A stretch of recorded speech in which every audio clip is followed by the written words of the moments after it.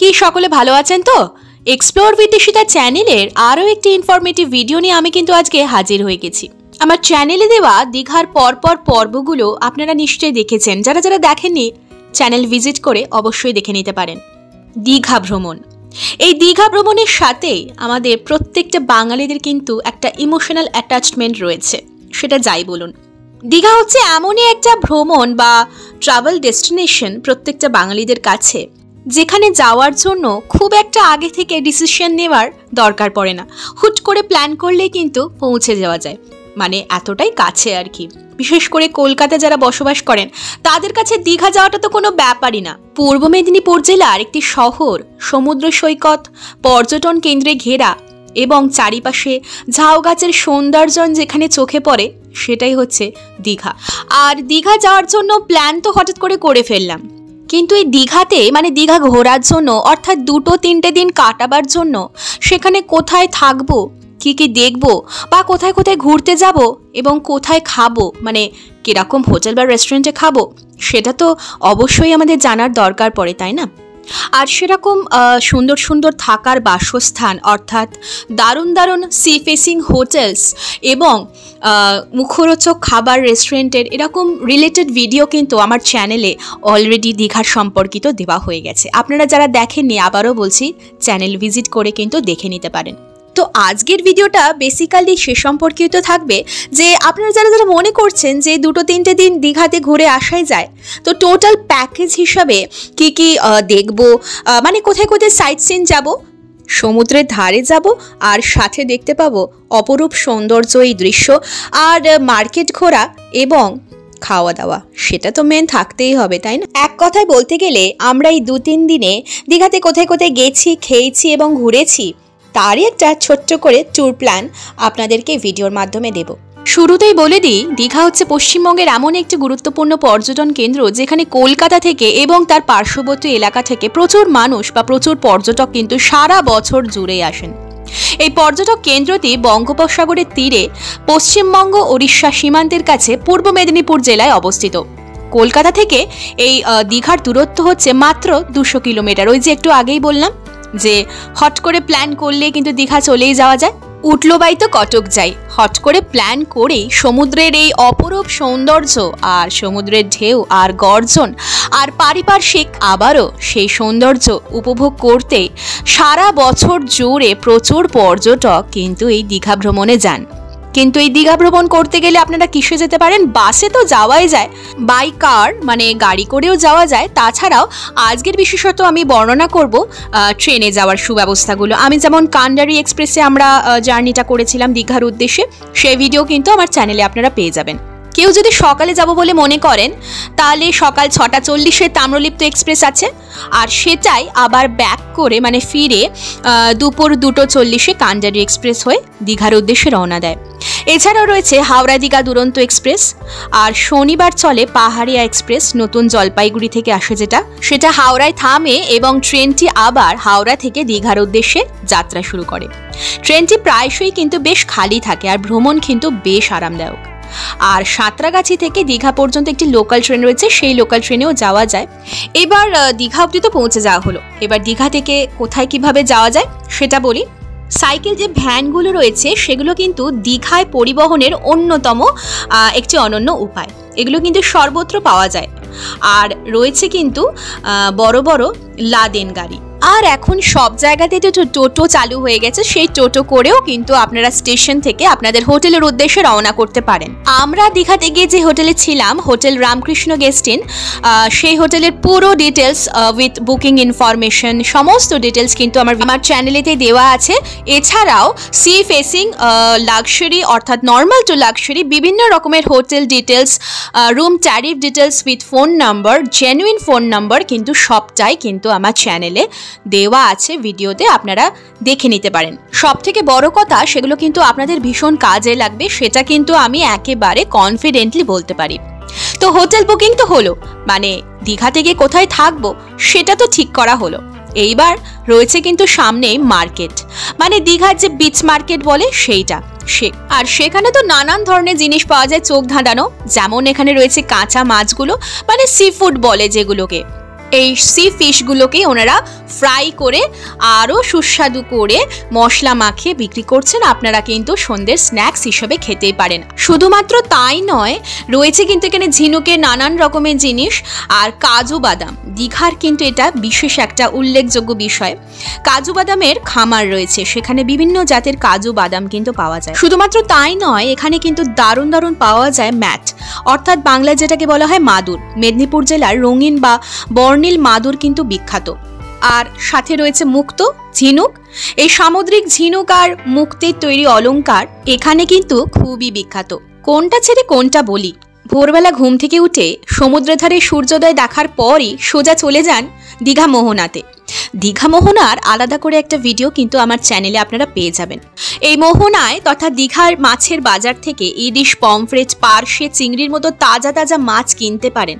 শুধুমাত্র তাই নয়, সামুদ্রিক বিভিন্ন রকম প্রজাতির মাছ কিন্তু এখানে আপনারা পেয়ে যাবেন, শুধু একটু দরদাম করে কিনে নিতে হবে। এই যা সন্ধ্যেবেলা বিচ মার্কেট ঘুরতে গিয়ে দীঘায় সমুদ্রের সামনে ভাজা মাছ, কাঁকড়া এবং চিংড়ির সন্ধান পেতে পারেন। তার সাথে পমফ্রেট মাছের ভাজাও কিন্তু আপনারা পাবেন, একটু আগেই ভিডিওতে দেখালাম। যারা রান্নার মান নিয়ে উদ্বিগ্ন এবং সুস্বাদু মাছের রান্নার সন্ধান করছেন, তারা প্রায় 14 কিলোমিটার দূরের শঙ্করপুরে গিয়েও কিন্তু দুপুরের খাবার খেতে পারেন। এখানে দীঘার চেয়ে মাছের বিভিন্ন রকম পদের রান্না আরও কিন্তু উত্তম। লাঞ্চ আর ডিনার কোথায় করবেন, সুস্বাদু খাবার পাবেন অথচ রিজনেবল প্রাইসের মধ্যে, সেই সম্পর্কিত ভিডিও কিন্তু আমার চ্যানেলে দেওয়া আছে, দেখে নিতে পারেন। সর্বোপরি সমুদ্রের ধারে ঘুরতে গেলে আমাদের সবার প্রথম যেটা মাথায় আসে, যেটা শরীর এবং মন উভয়কেই তৃপ্তি দেবে, সেটা হচ্ছে ডাবের জল। এই দীঘার সমুদ্রের কাছে, শুধুমাত্র দীঘার সমুদ্রের কাছেই নয়, মন্দারমণিতেও কিন্তু আমরা যেমন খেয়েছিলাম, সেটাও আমার চ্যানেলের ভিডিওতে আপনারা পেয়ে যাবেন।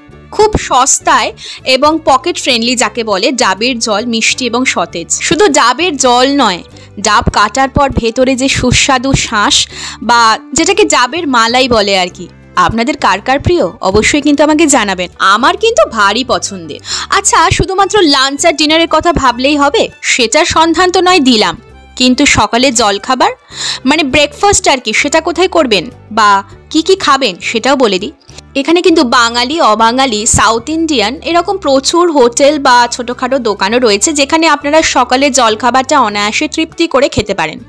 হিঙের কচুরি, ধোসা, আলুর পরোটা অনেক কিছু কিন্তু পেয়ে যাবেন ব্রেকফাস্ট করার জন্য।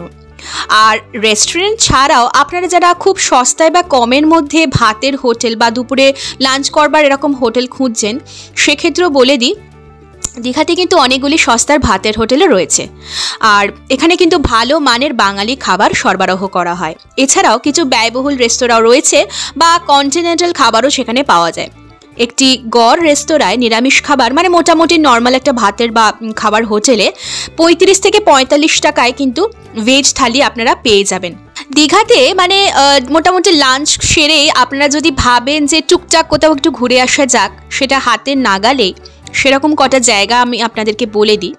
যেমন রয়েছে অমরাবতী লেক। এটা দীঘার সমুদ্র সৈকত থেকে পায়ে হেঁটে মাত্র 1 কিলোমিটার, অর্থাৎ 5 থেকে 7 মিনিটের মধ্যেই কিন্তু আপনারা পৌঁছে যাবেন এই অমরাবতী পার্কে। তারপরেই রয়েছে কিন্তু দীঘা বিজ্ঞান কেন্দ্র বা সায়েন্স সিটি। আবারও বলছি, এই সম্পর্কিত মানে এই দীঘা বিজ্ঞান কেন্দ্র বা অমরাবতী পার্ক এছাড়াও আরও আমি আগে যে সমস্ত জায়গার সন্ধান আপনাদেরকে দেব, সেগুলো সম্পর্কিত সমস্ত বা ফুল ডিটেলস যদি পেতে চান, আমার চ্যানেলে কিন্তু ভিডিও দেওয়া রয়েছে। সমস্ত ভিডিও লিঙ্ক কিন্তু আমি ডেসক্রিপশন বক্সে আপনাদের সুবিধের জন্য দিয়ে দেবো। তারপরেই রয়েছে মেরিন স্টেশন, অর্থাৎ ভারতের জিওলজিক্যাল সার্ভের অ্যাকোরিয়াম। সোমবার থেকে শনিবার সকাল 9:30 থেকে সন্ধ্যে 6টা অবধি এই জিওলজিক্যাল বা সার্ভে অ্যাকোরিয়াম ওপেন থাকে। এটি সম্ভবত ভারতের সবচেয়ে সুসজ্জিত সামুদ্রিক অ্যাকোরিয়াম, তবে নমুনাগুলি সংগ্রহ খুবই কম। কিছু সাধারণ স্থানীয় মাছ এই বিশাল অ্যাকোরিয়ামে কিন্তু রাখা হয়। এইবার আসি sightseeing, local sightseeing বা একটু দূরেও বাকি বেশ কিছুক্ষণ মোটামুটি যাওয়া যাবে, অর্থাৎ এই সাইট সিংয়ের দিনকে কিন্তু আপনাদের গোটা একটা দিন লেগে যেতে পারে, সেটা কিন্তু বলে দিই আগে আপনাদেরকে। এই শঙ্করপুর সড়ক পথে দীঘা থেকে 14 কিলোমিটার দূরে অবস্থিত। এখানে কিন্তু প্রচুর মাছের মার্কেট পাবেন এবং রয়েছে সুন্দর একটি সমুদ্র সৈকত। তারপরে রয়েছে মন্দারমণি।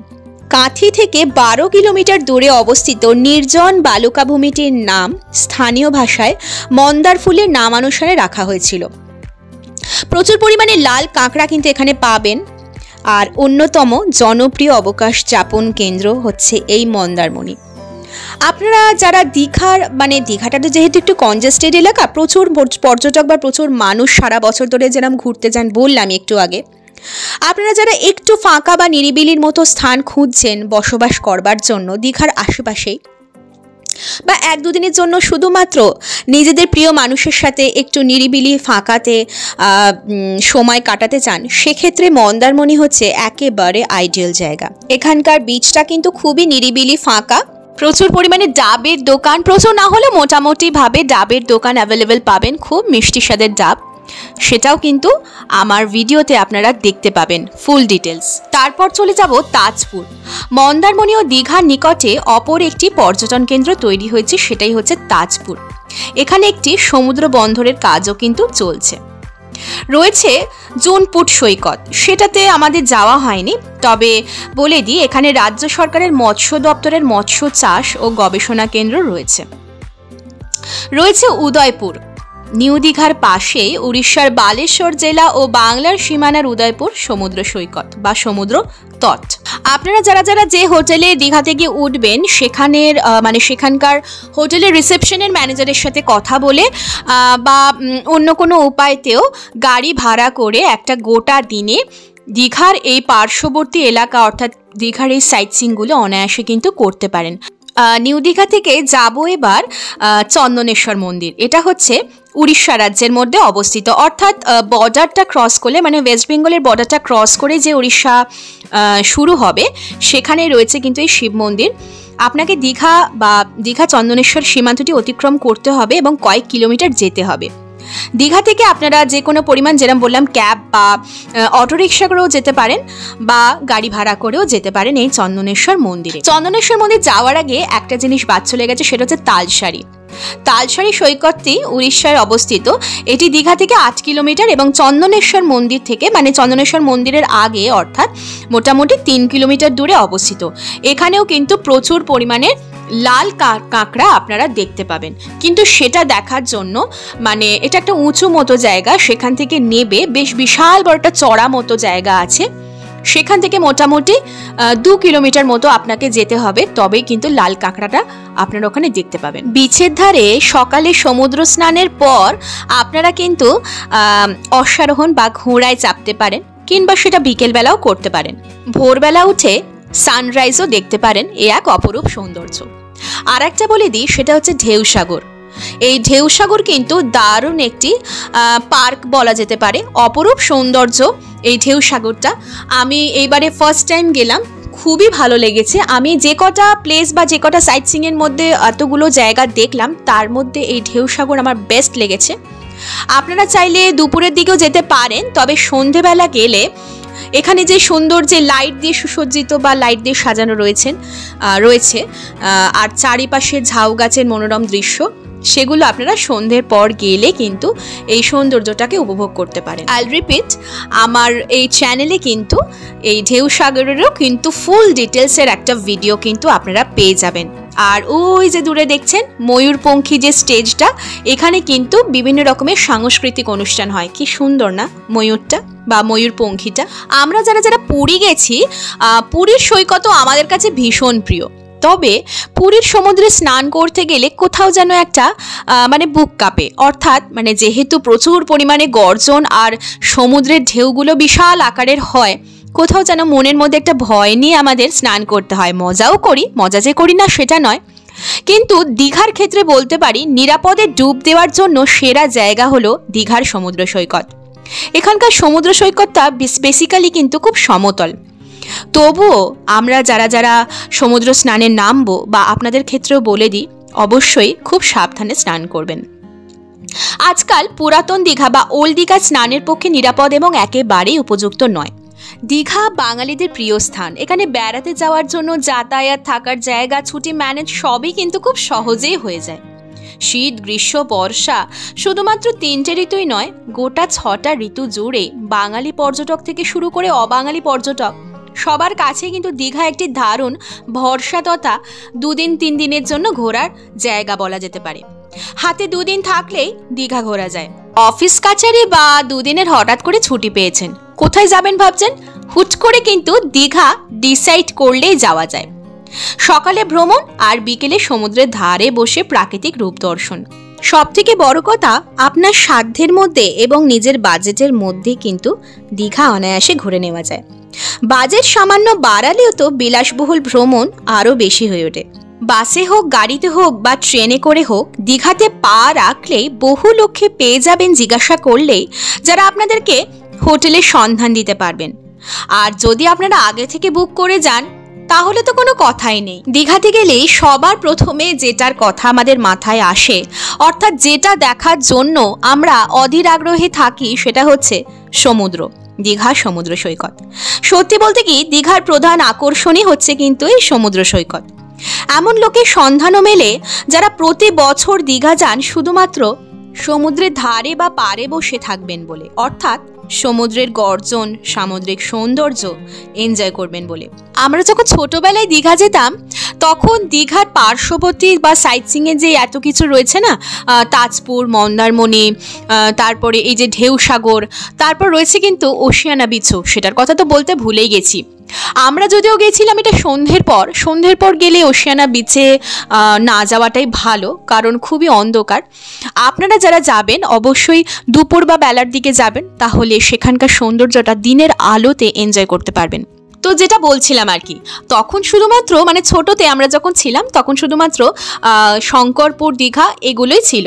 এখন তো তালসারি, মোহনা, তাজপুর, উদয়পুর এক্সেট্রা এই সমস্ত বীচগুলিকে সুন্দর করে সাজিয়ে পর্যটকদের ঘোরার একটা পয়েন্ট তৈরি হয়েছে। কথায় আছে না, বাঙালির পায়ের তলায় সর্ষে। এই দুর্নাম কিন্তু বাঙালির দীর্ঘদিনের। তাই ভ্রমণ পিপাসু বাঙালিদের কাছে দূরে যাওয়ার অত সময় না থাকলেও কাছে পিঠের জন্য দীঘা, মন্দারমণি, শঙ্করপুর, উদয়পুর এগুলো ঘুরতে যাওয়ার জন্য হাতে কিন্তু সময় চলেই আসে। তাই অধিকাংশই মানুষ কতবার যে গিয়েছেন এই দীঘাতে তা কিন্তু গুণে বলা বা গুণে বলতে পারবেন না, এ কিন্তু অসম্ভব। আমি কিন্তু অনেকবার যেমন দীঘাতে গেছি। তবে দীঘায় গিয়ে কেবল সমুদ্র আর হোটেলের মধ্যেই তো আটকে থাকার দরকার নেই। ওই যে চারপাশের এই সাইট সিইংগুলো করে ফেলতে হবে। সেগুলো করলেই আপনাদের একটা দিন চলে যাবে। আর একটা দিন লোকালি ঘুরতে পারেন, বিচ মার্কেট ঘুরতে পারেন, সমুদ্রের ধারে বসে সময় কাটাতে পারেন আপনাদের প্রিয় মানুষদের সাথে। আর বিচের ধারে বসে সমুদ্রের ঢেউ দেখতে দেখতে তাজা তাজা মাছ ভাজা বা সামুদ্রিক মাছ ভাজা এবং আরও সুন্দর সুন্দর স্ন্যাক্স উপভোগ করতেই পারেন। তার কারণ হচ্ছে বাঙালিরা ভ্রমণ পিপাসু হওয়ার সাথে সাথে ভোজন রসিকও বটে।